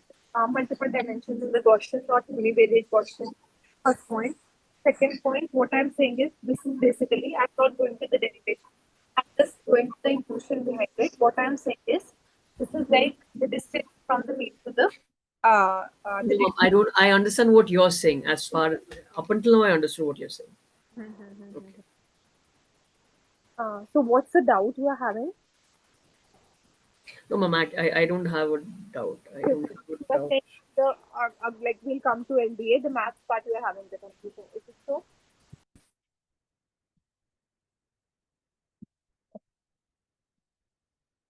Okay, Neerja is saying in the next class, Yashwant is saying, okay, continue now, ma'am.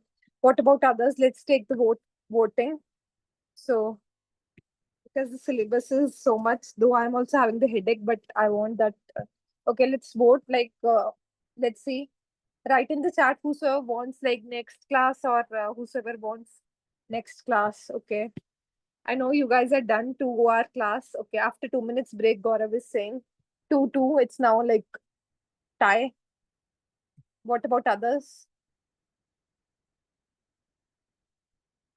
Come on, have a tiebreaker at least. Okay, next class. Gaurav is also saying he has changed. Next class. Okay. So, Yashwant, I think you are the only one.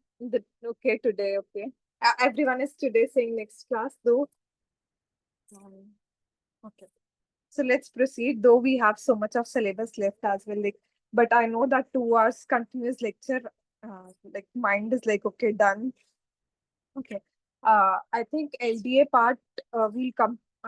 The Fisher's view and everything that's left. Though LDA we have just started it only. Though we'll complete this LDA and then the next class is perceptron and SVM we'll do that week 4 class. Though last time I was thinking that we should have a trade-off between the speed as well as the content, but it didn't work out last class very well because it was like many of the feedbacks I got on the mail as well. Like the class was rushed. Like can we proceed to the way we were doing? So be some bits like somewhat slow. So that's what I thought. Okay, whatever topics we'll cover, at least you should get the hands on and like you should have a grip on those topics. I should go in detail with those topics at least. So, and others, if suppose in this tutorial classes we're not able to cover, if suppose, then we can have like you can ask me anytime in the mail or somewhere. Like I'll try to cover the doubts and all. Maybe the last class we can have the doubt lecture only. Any feedback now for today's class and overall feedback? Yes, come on. I know it seems like you're slow, but you're teaching us. You're teaching it to us. You're explaining it. So thank you. What about others? Yes, thank you so much.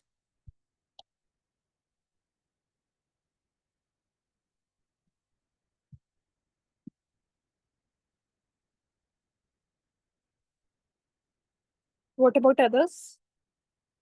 Yes. Okay. Can we do some problems we can't relate in assignment problems? Okay. That I can try to do. Okay, Yashwant and others also. If you have some problem with assignment problem and you have to solve it because we are obviously lagging behind, we can you can mail me. I can't answer the same question because it will be a type of cheating. I can't answer you.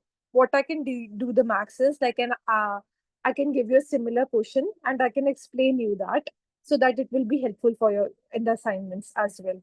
Or earlier in my other tutorials, what I try to do is I try to solve the last previous like uh, assignment one and assignment two. You have already got the solutions. I'll try to solve those in the class basically.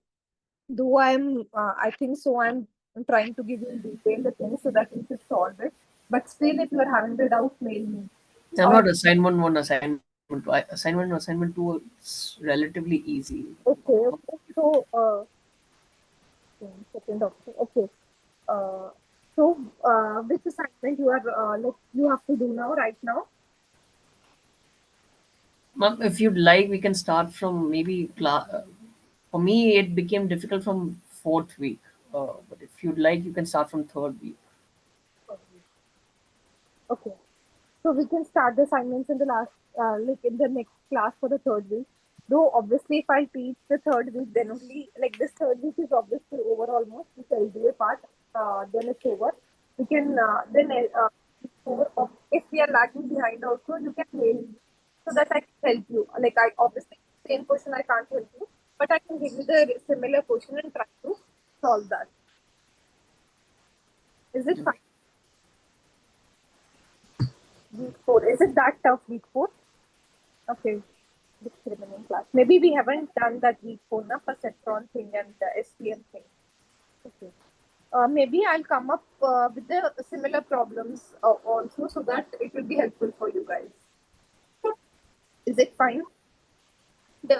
Is your paper going to be every time I'll come up with the MCQ problem from the next class? So is your paper going to be like MCQ one or the theoretical one? I believe it's MCQ. I'm not. Now that you asked that, I don't. No one really told it to me. Okay. You can mail and ask the NPTEL first, so that at least you should be ready. Okay. So from the next class, I'll come up with the MCQs as well. Okay. Okay. Whatever we have done, at least for that, I'll come up with the different MCQs, and whichever MCQs you were having doubt, ask me that also. The science one. We'll try to solve. Okay, Neja, I'll give you my mail ID.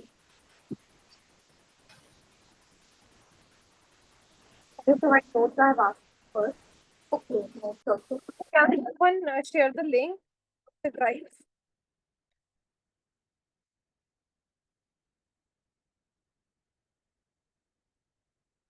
Let me do. I've written the mail ID. Okay, I'll do. I'll share it. 1 minute.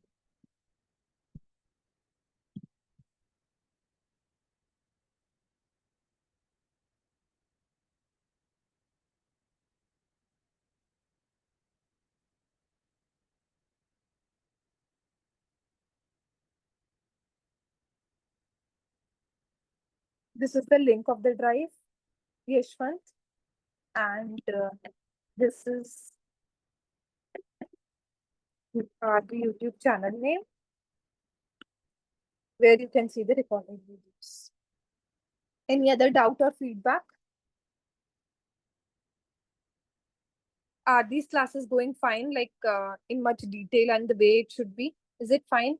Maybe from the next class, we'll come up with the MCQ problems. Okay. Thank you for the feedback. Any doubts? Okay. Thank you, class. Thank you so much. Thank you. Take care, man.